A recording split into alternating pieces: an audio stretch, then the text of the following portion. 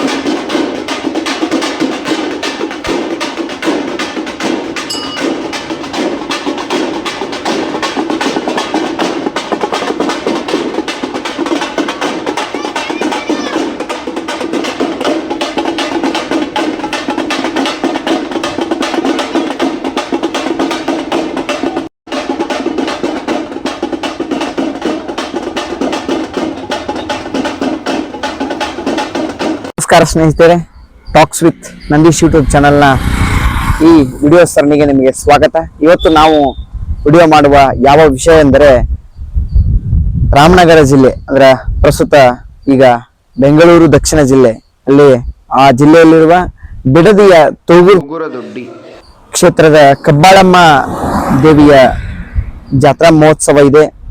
ಆ ಜಾತ್ರಾ ಮಹೋತ್ಸವದ ಹಿನ್ನೆಲೆ ಮತ್ತು ಆ ದೇವಿಯ ಒಂದು ಜಾತ್ರೆಯ ಚಿತ್ರಣವನ್ನ ನಾವು ನಿಮ್ಮ ಮುಂದೆ ಕೊಡ್ಬೇಕಂತ ಹೇಳಿ ಇವತ್ತು ನಾವು ಈ ವಿಡಿಯೋ ಮಾಡ್ತಿದ್ದೀವಿ. ಮೊದಲನೇದಾಗಿ ಒಂದು ಸಣ್ಣ ಮಾಹಿತಿ ಕೊಡೋದಂದ್ರೆ, ಅಲ್ಲಿ ಕಬ್ಬಾಳಮ್ಮ ದೇವಿಯು ಮೊದಲು ತನ್ನ ತವರ ಮನೆ ಅಂದ್ರೆ ಅವ್ವೇರಹಳ್ಳಿ ಅಂತೇಳಿ ರೇವಣಸಿದ್ದ ಬೆಟ್ಟ ಇದೆ. ಅಲ್ಲಿ ಮೊದಲು ಹೋಗಿ ನಂತರ ಅಲ್ಲಿ ತೀರ್ಥವನ್ನ ಹಾಕಿಸ್ಕೊಂಡು ಬಂದು ನಂತರ ಆ ಊರಿನೊಳಗಡೆ ಜಾತ್ರೆಯನ್ನ ಆಚರಿಸ್ತಾರ. ಅದು ತುಂಬಾ ಪ್ರಸಿದ್ಧವಾಗೈತಿ. ಅದನ್ನ ನೀವೆಲ್ಲ ವೀಕ್ಷಿಸೋಣ. ಈ ವಿಡಿಯೋನ ಕೊನೆ ತನಕ ನೋಡ್ರಿ, ಯಾವುದೇ ರೀತಿ ಸ್ಕಿಪ್ ಮಾಡ್ಬೇಡಿ. ಈ ವಿಡಿಯೋದಲ್ಲಿ ನೀವು ಇನ್ನೂ ಏನೇನ್ ನೋಡ್ಬೋದು ಅಂತಂದ್ರ, ನಾವು ಅವ್ವೇರಹಳ್ಳಿ ಅಂತ ಹೇಳಿ ರಾಮನಗರ ಜಿಲ್ಲೆ ಅಂದ್ರೆ ಮುಂಚೆ ಏನಿತ್ತಲ್ಲ, ಅದೇ ರಾಮನಗರ ತಾಲೂಕು ಇತ್ತು. ಆ ರಾಮನಗರ ತಾಲೂಕಿನಲ್ಲಿ ರೇವಣಸಿದ್ದೇಶ್ವರ ಬೆಟ್ಟ ಐತಿ. ಆ ಬೆಟ್ಟದ ಒಳಗಡೆ ನಾವು ಯಾವ್ಯಾವ ದೇವಸ್ಥಾನಗಳು ಬರ್ತಾವನ್ನ ನೋಡೋಣ. ಅಲ್ಲಿ ಸಾರ್ವಜನಿಕರಿಂದ ಮಾಹಿತಿ ತಗೊಳ್ಳೋಣ. ಅಲ್ಲಿ ಏನು ವಿಶೇಷತೆ ಐತಿ ಇದನ್ನೆಲ್ಲ ನಾನು ನಿಮ್ಮ ಮುಂದೆ ಪ್ರಸ್ತುತಪಡಿಸ್ತೀನಿ. ದಯವಿಟ್ಟು ನೀವು ವಿಡಿಯೋನ ಕೊನೆ ತನಕ ನೋಡಿ, ನನಗೆ ನೀವು ಸಪೋರ್ಟ್ ಅನ್ನ ನೀಡಿ. ನಮ್ಮ ಈ ಯೂಟ್ಯೂಬ್ ಚಾನಲ್ ನ ಲೈಕ್ ಮಾಡಿ, ಶೇರ್ ಮಾಡಿ ಮತ್ತು ಸಬ್ಸ್ಕ್ರೈಬ್ ಮಾಡಿ ಅಂತ ಹೇಳ್ತಾ ವಿಡಿಯೋನ ಸ್ಟಾರ್ಟ್ ಮಾಡೋಣ. ಬರೀ ಹಳ್ಳಿಯ ಈ ಸುಕ್ಷೇತ್ರದಲ್ಲಿ ಸುಮಾರು 6 ದೇವಸ್ಥಾನಗಳನ್ನ ನಾವು ಕಾಣ್ತೀವಿ. ಮೊದಲನೇದಾಗಿ ರೇವಣಸಿದ್ದೇಶ್ವರ ದೇವಸ್ಥಾನ, ಜಗದ್ಗುರು ರೇಣುಕಾಚಾರ್ಯರ ದೇವಸ್ಥಾನ, ವೀರಭದ್ರೇಶ್ವರ ದೇವಸ್ಥಾನ, ರೇಣುಕಾಂಬೆ ದೇವಸ್ಥಾನ, ನಂತರ ಪಾರ್ವತಿಯಮ್ಮನವರ ಸನ್ನಿಧಿ, ಹೀಗೆ ಇನ್ನು ಹಲವಾರು ಸಣ್ಣ ಪುಟ್ಟ ದೇವಸ್ಥಾನ ಇರ್ತಾವ. ಮುಖ್ಯವಾಗಿ ಗಣಪತಿ ಇಲ್ಲಿ ವಿಶೇಷವಾಗಿ ಎಲ್ಲ ದೇವಸ್ಥಾನಗಳಲ್ಲಿ ಕಾಣ್ತಾನ. ಗಣಪತಿಗೆ ಹೆಚ್ಚಿನ ಆದ್ಯತೆಯನ್ನು ಕೊಟ್ಟಾರ. ಇದು ಧಾರ್ಮಿಕ ದತ್ತಿ ಇಲಾಖೆಯ ಅಡಿಯಲ್ಲಿ ಒಳಪಟ್ಟಿದೆ. ಅಂದ್ರೆ ಕರ್ನಾಟಕ ಸರ್ಕಾರ ನೇರವಾಗಿ ಇದನ್ನ ಗಮನಿಸ್ತದೆ. ಇಲ್ಲಿ ಡೆವಲಪ್ಮೆಂಟ್ ಆಗಿರ್ಬೋದು, ಹಾಗೆ ಇಲ್ಲಿ ಆಗು ಹೋಗುಗಳನ್ನ, ಅಧಿಕಾರಿಗಳನ್ನ, ಈ ದೇವಸ್ಥಾನಗಳ ಒಟ್ಟು ಕಾರ್ಯವನ್ನ ಈ ಕರ್ನಾಟಕ ಸರ್ಕಾರ ನೋಡ್ಕೊತೈತಿ. ಇನ್ನು ಮುಂದೆ ಹೋಗಿ ಹೇಳ್ಬೇಕಂತಂದ್ರೆ, ಇಲ್ಲಿ ಪ್ರಸಾದ ವ್ಯವಸ್ಥೆ ಐತಿ. ಪ್ರಸಾದ ವ್ಯವಸ್ಥೆ ಅದು ಖಾಸಗಿ ಆಗಿದೆ, ಇಲ್ಲಿ ಸರ್ಕಾರ ಇಲ್ಲ. ನಿಮಗೆ ಸಾಧ್ಯ ಆದ್ರೆ ಪ್ರಸಾದದಲ್ಲಿ ನೀವು ಪ್ರಸಾದವನ್ನು ಸೇವಿಸಿ ನಿಮ್ಮ ಕೈಲಾದ ಮಟ್ಟಿಗೆ ಪ್ರಸಾದಕ್ಕೆ ಅಂದ್ರೆ ಖಾಸಗಿ ಇರೋದ್ರಿಂದ ನಿಮ್ಮ ಸಹಾಯವನ್ನ ಮಾಡ್ಬೋದು. ತನು ಮನ ಧನದಿಂದ ಅಲ್ಲಿ ನೀವು ಏನಾದರೂ ಕೊಡ್ಬೋದು. ನಮಸ್ಕಾರ ಗೆಳೆಯರೇ, ನಾವು ಇವತ್ತು ರಾಮನಗರ ಜಿಲ್ಲೆ ಮತ್ತು ರಾಮನಗರ ತಾಲೂಕಿನ ಭೀಮೇಶ್ವರ ದೇವಸ್ಥಾನಕ್ಕೆ ಬಂದಿದ್ದೀವಿ. ಬರ್ರಿ ನಾವು ಮುಂದೆ ಹೋಗಿ ಏನೇನಿದೆ ಅಂತ ನೋಡ್ತಾ ಹೋಗೋಣ. ಬೆಟ್ಟದ ಮೇಲೆ ಏರಿ ಮಣ್ಣು ತೊರೆದು ಮೇಲೆ ಹೊರಟಿದ್ದೀವಿ. ಹತ್ತಿ ಸುಸ್ತಾಗ್ಬಿಟ್ರಪ್ಪ. ಬೆಟ್ಟದ ತುದಿ ಮೇಲೆ ನಾವು ಬಂದೀವ. ಒಂದೇ ಬಂಡೆ ಅಂತ ನೋಡ್ರಿ, ಒಂದೇ ಬಂಡೆ ಮೇಲಿರುವ ಇದು ರೇವಣಸಿದ್ದೇಶ್ವರ ದೇವಸ್ಥಾನ.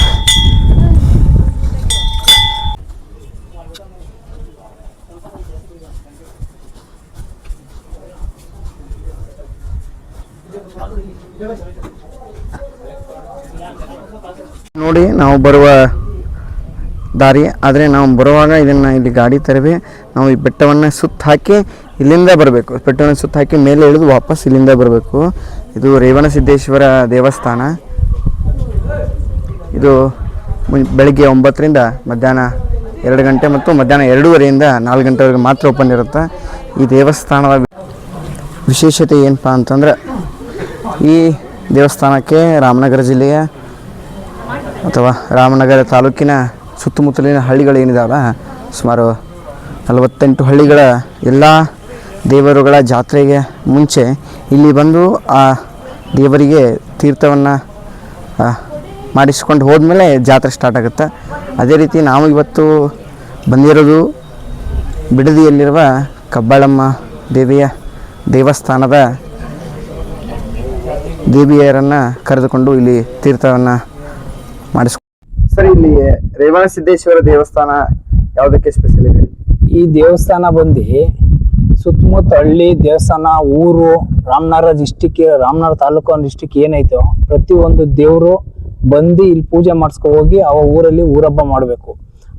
ಅವಾಗೆ ಆ ಊರಿಗೆ ಒಳ್ಳೇದಾಗೋದು.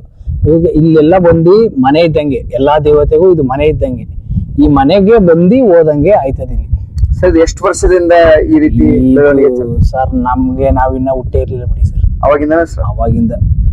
ಸರ್, ನಿಮ್ ಮನೆ ದೇವರು ಏನಾರು? ನಮ್ಮ ಮನೆ ದೇವರು ಕಬ್ಬಾಳಮ್ಮ. ಇವಾಗ ನಮ್ಮ ಊರಲ್ಲಿ ಜಾತ್ರೆ, ಆ ಜಾತ್ರೆಯಿಂದ ನಾವ್ ಇಲ್ಲಿ ಬಂದು ಅವ್ರ ಅಣ್ಣನ್ ತಾವ್ ಬಂದು ಅವ್ರ ಮನೆಗ್ ಕರ್ಕೊ ಬಂದು ಅವ್ರ ಮನೆಯಿಂದ ನಾವು ಕರ್ಕೊ ಹೋಯ್ತಾ ಇದೀವಿ.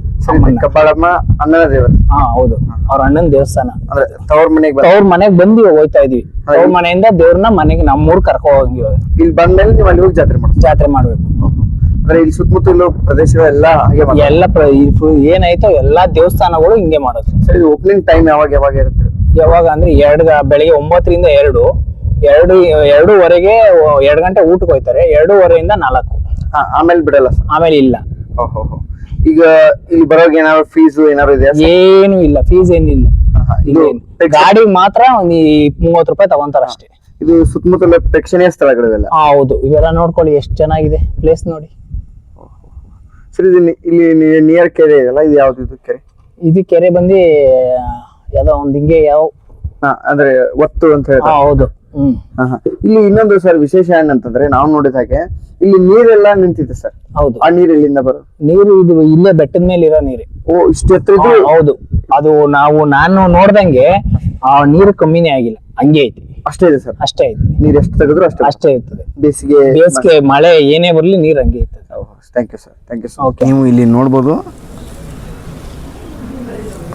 ಇಲ್ಲಿ ಬಂದ ಭಕ್ತಾದಿಗಳಿಗೆ ಕಾಲು ತೊಳೆಯಲು ನಳದ ವ್ಯವಸ್ಥೆಯನ್ನು ಮಾಡಿದ್ದಾರೆ. ಮುಂದುವರೆದು ಇಲ್ಲಿ ಅತಿ ಹೆಚ್ಚು ಮಂಗಗಳಿವೆ. ಆ ಮಂಗಗಳು ಕೆಂಪು ಮುಖದ ಮಂಗಗಳಿವೆ. ನೋಡ್ರಿ ತೋರಿಸ್ತೀನಿ, ಬಂದೆ ನೋಡ್ರಿ.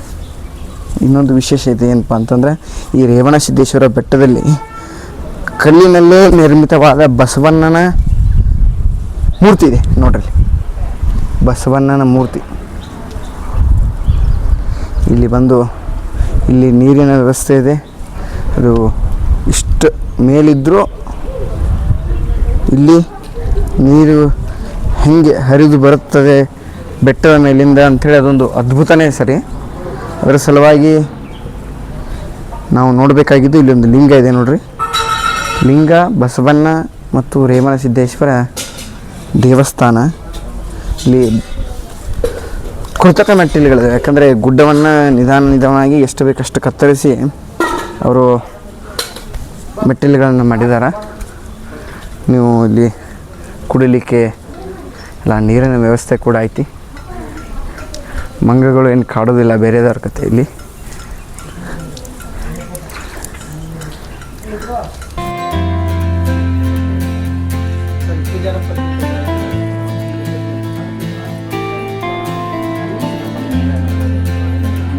ಮಂಗಗಳು ಬಾಳೆಹಣ್ಣನ್ನು ಇಸ್ಕೊಳ್ಳಂಗಿಲ್ಲ, ಯಾಕಂತಂದರೆ ಅದನ್ನು ತಿಂದು ಬೇಜಾರಾಗಿದೆ ಅಂತ ಒಬ್ಬರು ಬಿಚ್ಚಿ ಕೊಡಕ್ಕೆ ಹೋದರೆ, ಆದರೂ ಅದು ಬಾಳೆಹಣ್ಣು ತಿನ್ನಲಿಲ್ಲ, ಕೊಬ್ಬರಿ ಹಣ್ಣು ತಿನ್ನತೈತೆ. ಅಂದರೆ ಎಷ್ಟು ಬೇಜಾರಾಗಿರ್ಬೇಕು ಬಾಳೆಹಣ್ಣು ತಿಂದು ಆ ಮಂಗಗಳಿಗೆ.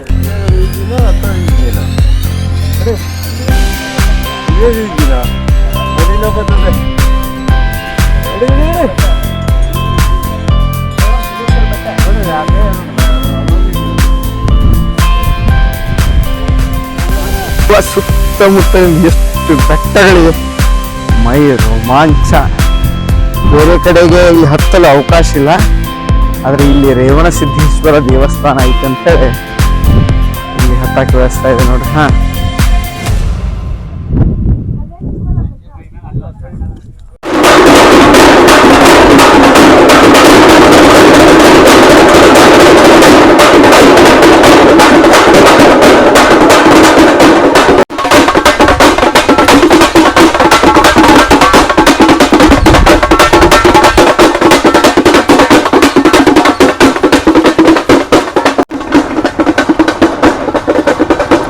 ಕೊನೆಯದಾಗಿ ಕಬ್ಬಾಳಮ್ಮ ರೇಣುಕಾದೇವಿಯ ದೇವಸ್ಥಾನದಲ್ಲಿ ತೀರ್ಥವನ್ನು ಮಾಡಿಸಿ ನಂತರ ಇಲ್ಲಿಂದ ತನ್ನ ಸ್ಥಾನ ಜೋಗುದೊಡ್ಡಿಯ ದೇವಸ್ಥಾನಕ್ಕೆ ಕಬ್ಬಾಳಮ್ಮ ತೆರಳುತ್ತಾಳೆ. ಅಲ್ಲಿಂದ ನಾವು ಮುಂದಿನ ದೃಶ್ಯವನ್ನು ಕಾಣೋಣ ಬನ್ನಿ.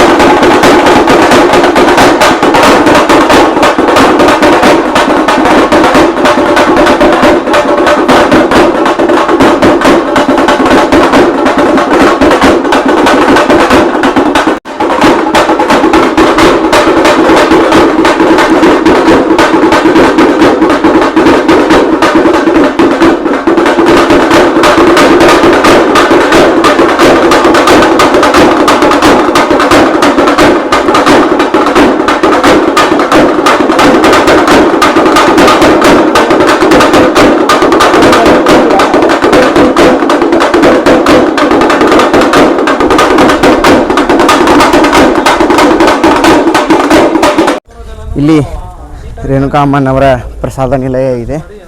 ಇಲ್ಲಿ ನಾವು ಎಲ್ಲ ಪೂಜೆ ಪುನಸ್ಕಾರನ ಮುಗಿಸ್ಕೊಂಡು ಇಲ್ಲಿಂದ ನಾವೇನು ಮಾಡ್ತಿದ್ದೀವಿ ಅಂತಂದ್ರೆ ಪ್ರಸಾದವನ್ನು ಸೇವಿಸ್ಲಿಕ್ಕೆ ಹೊಂಟಿದ್ದೀವಿ. ರೇಣುಕಾ ಅಮ್ಮನವರ ಪ್ರಸಾದ ನಿಲಯ ನೋಡಿ, ಇಲ್ಲಿ ಟೇಬಲ್ಲು ಮತ್ತು ಕುಳಿತುಕೊಳ್ಳೋದಕ್ಕೆ ಎಷ್ಟು ಚೆನ್ನಾಗಿ ಆಸನ ಇದೆ. ಇಲ್ಲಿ ನಾವು ಕುಳಿತುಕೊಳ್ಳೋದು ಅವರು ಬಡಿಸ್ತಾರೆ. ಇಲ್ಲಿ ಬಫೆ ಸಿಸ್ಟಮ್ ಇಲ್ಲ, ಅದರಿಂದ ನೋಡಿ ಎಷ್ಟು ಚೆನ್ನಾಗಿರುವಂಥ